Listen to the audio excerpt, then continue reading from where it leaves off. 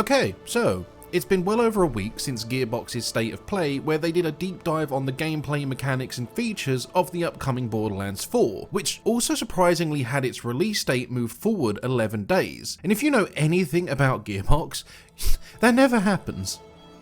We also got our first look at the new 4 Vault Hunters. Well, technically 1. The Forge Knight Amon and the Gravatar Harlow only got backstory posted on the Gearbox website, and Ruffer the Exo Soldier had a bit of gameplay shown and a brief explanation of his ability, but the focus was purely on the now confirmed Siren for Borderlands 4, Vex. I have made like 3 videos talking about Sirens, and this Siren specifically, and it's no surprise that I was completely wrong about her in my theory videos. I mean, I say as much in them at the end that I know I am way off the mark, and that I probably had a less than 0.1% chance of getting anything right. Her power of Phase Familiar is nowhere near the Portal ability or the pseudo Siren abilities I had put forward. And the funny thing is, even before we got the name Vex, when they showed off that alien saber-toothed cat thingy called Trouble, for a second I genuinely thought they had made Asher the Beastmaster from the comics canon. And with everything we now know about Vex, that means the Emily Swan theory's dead in the water, right?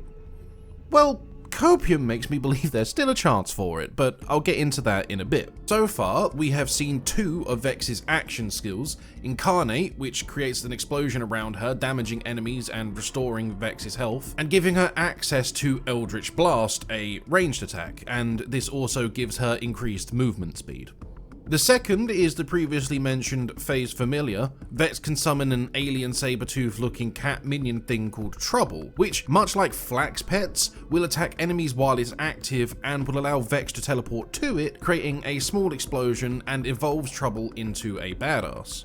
And there is the unnamed third action skill, which everyone and their nan is probably calling Phase Reaper, which, yeah, it's probably about right, but we just don't know yet. This skill so far is only shown to summon a Reaper minion that looks like Vex wielding a scythe, and all we know about its attack so far is that it hits people with said scythe. Seeing all this, I don't doubt people are going to say that Vex is essentially a mix of Flack and Gage the Necromancer, which is fair, because they ain't wrong.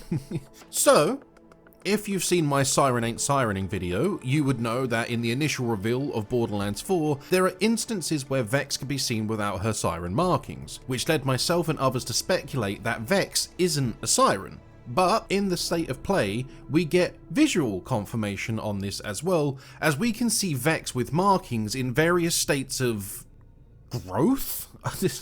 Which means the people who guess the markings are going to act similarly to Amara's in Borderlands 3 are right, which means that as Vex levels up and spends skill points, her markings will expand across her body, which I'm fine with. This is a nice little bit of continuity between Borderlands 3 and 4 and the Sirens of those respective games. But now, on to Emily Swan. And I know people are probably sick to death of hearing that name and all the coat popping up about how this could still be Emily. And I wish I could tell you I have seen the error of my ways and I no longer believe it myself, but I would be lying to you. I think there's still a good case to say that Vex is an alias, and what we do in fact have is Emily Swan. So let's just quickly look at her backstory. Vex had a rough upbringing that was made more complicated by receiving her Siren powers. Her cynical and sarcastic demeanour comes from having to fend for herself and scrape for everything she's got. But underneath her salty exterior, Vex is an empath who knows better than anyone how much life can suck. Ever the pessimist, Vex still believes in helping others. And if helping others means dealing damage to oppressive jerks, Vex will always be first in line. I would argue, though Emily survived her illness on Elpis and her mother Annie clearly loved her and took care of her, could suggest that she could have had both a good or a rough life. And while I would love for Emily to have lived a good life, I, like Vex, am ever the cynic and would like to theorise on how Emily's life could have led to her becoming Vex.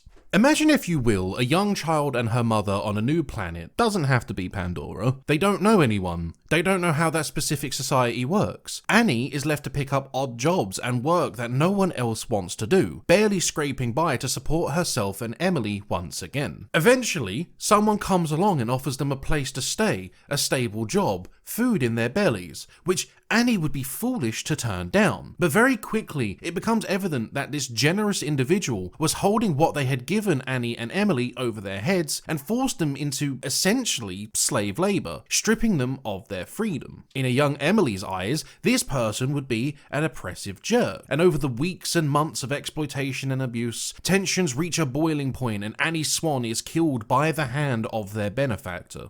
Emily, distraught at the sight, snaps. Her siren powers fire up in full force, her demonic purple wings erupt from her back, and trouble emerges from a blinding purple light, not unlike what Nurse Nina saw back in her medbay on Elpis. Trouble lunges for the benefactor, tearing them to shreds, and Emily makes her escape in a blind panic. Word quickly spreads of the little demon child who can summon hellish minions, and anyone who goes near her dies. This leads Emily to a life of roaming the streets all alone, fighting for every last crumb of food and a place to sleep. Through the years, all she ever hears is the berating voices of adults saying she is cursed, saying she is a curse, and makes people around her miserable, leaving them vexed.